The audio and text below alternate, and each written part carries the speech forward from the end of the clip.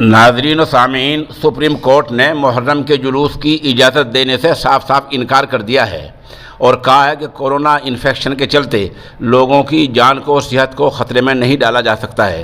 درخواست گزار مولانا کلب جواد نے جگن ناتھ پوری میں رتھ یاترا کی منظوری کا حوالہ دیتے ہوئے کہا تھا کہ اسی طرح محرم کے جلوس کی اجازت دی جائے۔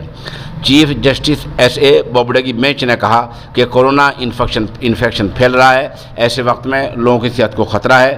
سپریم کورٹ نے یہ بھی کہا کہ جگن ناتھ پوری کا معاملہ الگ ہے، جہاں رتھ کو ایک جگہ سے دوسری جگہ منتقل کرنا ہوتا ہے۔ ایسی مقررہ اور طے شدہ جگہ کے معاملے میں ہم خطرے کا اندازہ کر کے حکم جاری کر سکتے ہیں، تاہم ہر معاملے میں یہ حکم نہیں دیا جا سکتا۔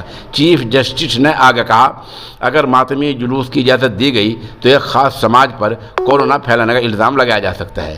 یہ درخواست مولانا کلب جواد نے دی تھی۔ مولانا کلب جواد نے لکھنؤ میں جلوس کی بات کہی تو سپریم کورٹ نے کہا کہ لکھنؤ کے لیے آپ الہ آباد ہائی کورٹ جا سکتے ہیں۔